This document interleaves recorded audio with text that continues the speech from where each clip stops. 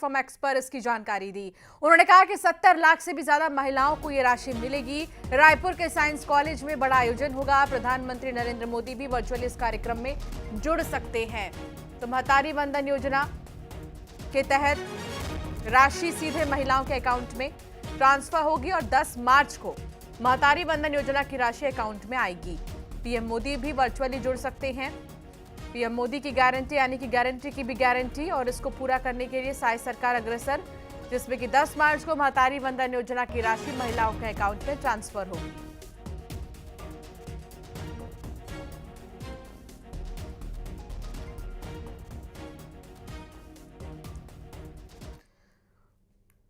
बात कवर्धा की करेंगे, जहां चलती ट्रक में भीषण आग लग गई और ट्रक में भरा था कांच। रायपुर से फरीदाबाद ये ट्रक जा रहा था। ड्राइवर और कंडक्टर ने कूदकर अपनी जान बचाई है। रायपुर जबलपुर एनएच पर पनेका गांव के पास घटना हुई।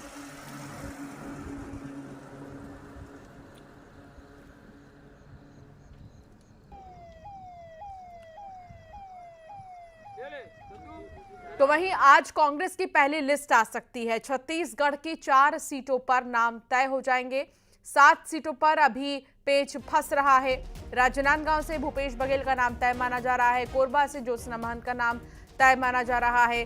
जांजगीर चांपा से शिव डहरिया का नाम तय माना जा रहा है। दुर्ग से राजेंद्र साहू का नाम भी तय माना जा रहा है। दीपक बैच के असमंजस की वजह से अभी बस्तर की सीट अटकी हुई है, क्योंकि यहां से कवासी लखमा के बेटे के लिए टिकट की मांग कवासी लखमा कर रहे हैं। सरगुजा से शशि सिंह का नाम सबसे आगे चल रहा है।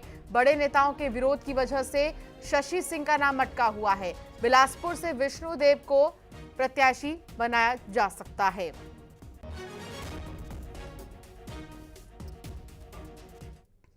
और अब महंगाई से परेशान लोगों के लिए राहत की खबर है।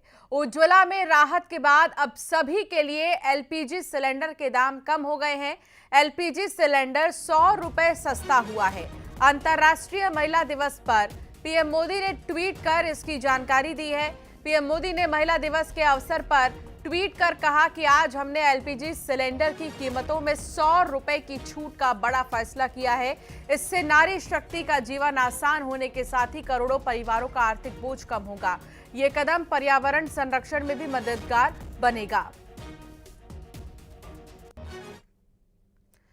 रुकेंगे एक छोटे से ब्रेक के लिए, फौरन हाजिर होंगे। ये एकता नगर और उसके बीच में बहती हुई मां नर्मदा ने सरदार की मूर्ति को अपनी गोद में सहेजा। दुनिया में कोई और मूर्ति ऐसी नहीं है जिसके पैर और टखने दिखाए गए हों।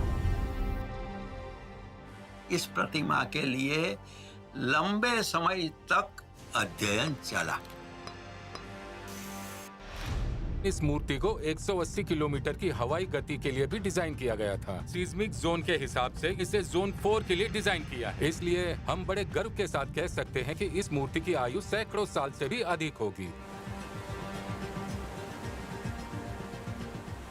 2018 से 1 करोड़ से ज्यादा पर्यटक स्टैच्यू ऑफ यूनिटी में आ चुके हैं।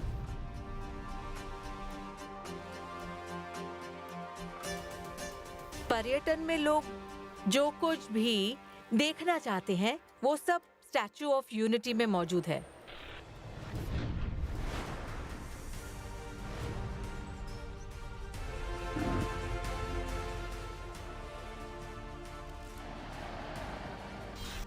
सरदार साहब का सम्मान विश्व में सबसे बड़ा होना चाहिए, ये मेरे मन में जरूर था, लेकिन साथ साथ ये भी था कि ये सिर्फ एक मूर्ति नहीं होगी, यहाँ एक जीवंत संदेश होगा। Unity in diversity.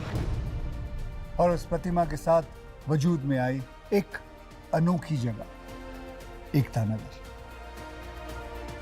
किसी क्षेत्र के सामाजिक आर्थिक विकास में सुधार तब होता है जब आपके पास इस प्रकार की ऐतिहासिक संरचनाएं हो या लैंडमार्क डेवलपमेंट हो।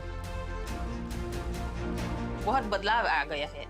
जो लेडीज लोग घर से बाहर अकेली कभी नहीं जाती, अभी 2 पैसा कमा के घर में लाती है, तो बहुत इसकी तारीफ भी होती है घर में। बहुत कुछ बदल गया है, सोच भी नहीं सकती कि कितना कुछ बदल गया है मेरे जीवन में। हम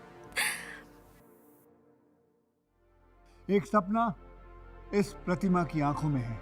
हम सब एक बनकर रहे और देश को विश्व का गौरव बनाए। और इस बात का प्रतीक बना रहेगा कि भारत की अखंडता सिर्फ कहने या सुनने की बात नहीं, बल्कि एक सच्चाई है। वो सच्चाई जो पीढ़ी दर पीढ़ी हमने संभाल के रखी है। स्टैच्यू ऑफ यूनिटी, एकता का प्रतीक, आज रात 8 बजे।